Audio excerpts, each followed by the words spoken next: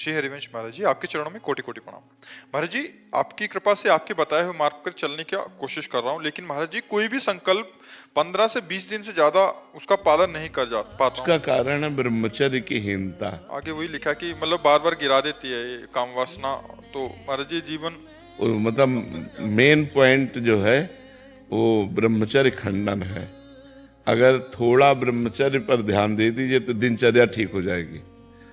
ब्रह्मचर्यहीन पुरुष की कभी एक दिनचर्या नहीं चल सकती, ये पक्का नियम है। और ब्रह्मचारी की दिनचर्या में कभी फर्क नहीं पड़ सकता।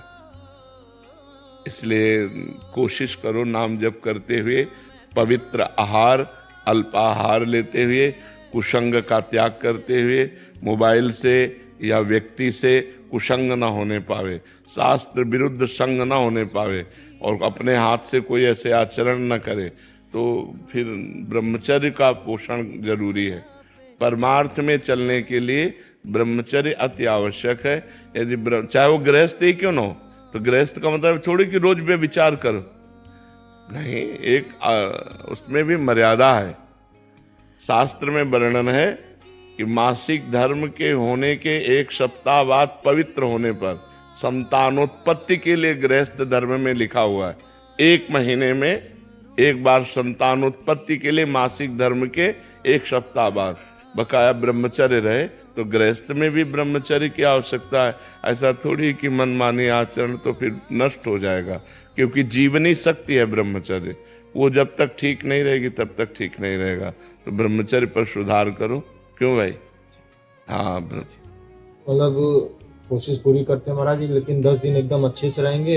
हाँ। फिर कभी कभी ऐसा हो जाता है कि एक बार गलती हो जाती है तो पूरा चीज हाँ, हो जाता है, वो मन खिन्न हो जाएगा, मन हार जाएगा, फिर उत्साह नहीं रह जाता।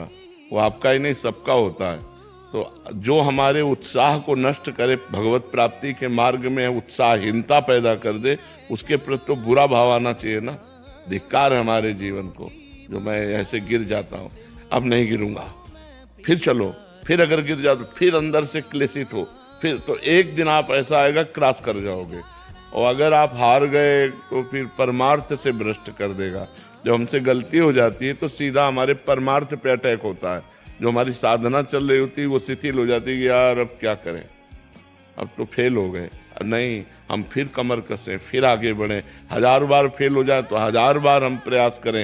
ये मनुष्य जीवन को हम व्यर्थ नहीं जाने देंगे, हम इसे भगवान की प्राप्ति करा के ही रहेंगे।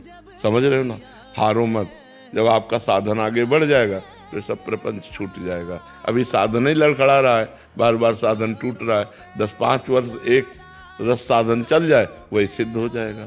तो आप थोड़ी मेहनत करो, थोड़ी हिम्मत करो, थोड़ी लड़ाई लड़ो मन से, तभी आप जीत पाओगे।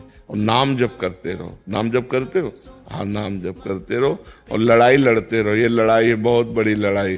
पूरे विश्व को चौपट किए यही मन, पूरे विश्व को चौपट किए। मनमानी आचरण भोग बस इसी में लगाए हुए। परमार्थ ऐसे चढ़ाई तो पतन ऐसे है। तो चाहे जैसे जल को छोड़ो तो नीचे की तरफ सद से चला जाएगा, लेकिन ऊपर की तरफ चढ़ाना है तो यंत्र की जरूरत पड़ेगी। ऐसे ही मन को छोड़ो, भोगों में चला जाएगा, लेकिन ऊपर चढ़ाना है तो नाम और मंत्र की जरूरत पड़ेगी। जितना नाम और मंत्र जप करोगे उतना ही मन ऊर्ध्वगामी होगा, और जितना आप छोड़ दोगे उतना ही अधोगामी हो जाएगा। इसलिए खूब नाम मंत्र जप करो, और शास्त्र के अनुसार जो निषेध है उसका संग मत करो। पराई बहन बेटी का संग मत करो, मोबाइल से गंदी बातें मत देखो, गंदे लोगों का संग मत करो, गंदे विचारों को अंदर जब आए तो उनको काटो नाम जप के द्वारा, कोई गंदी क्रिया ना होने पावे, तब जाकर हम आगे परमार्थ में बढ़ते हैं। महाराज जी, नाम जब करते करते कब नाम छूट जाता है और कब गलत चीज में लग जाते हैं महाराज जी, इसका पता है? हाँ, एकाग्रता भी समझ नहीं पाई ना, नहीं तो 1 सेकेंड की भी हरकत को पता चल जाता है मन की। जब आप एकाग्र होंगे ना, अंतर्मुख होंगे, तो 1 सेकेंड के अर्घा मन गया। अभी प्रमाद स्थिति है, इसलिए अभी मलिनता है, इसलिए पकड़ नहीं पाते हो, और नाम बढ़ाओ। फिर भी अपने को सौभाग्यशाली मानते हैं कि आपका सानिध्य प्राप्त हुआ, नहीं तो पूर्व कर्म तो बिल्कुल मतलब कब के खत्म हो चुके होते महाराज। हाँ बिल्कुल। नहीं, आप हिम्मत करके चलो, जीतना है, हारना नहीं। ठीक है, आप हिम्मत करके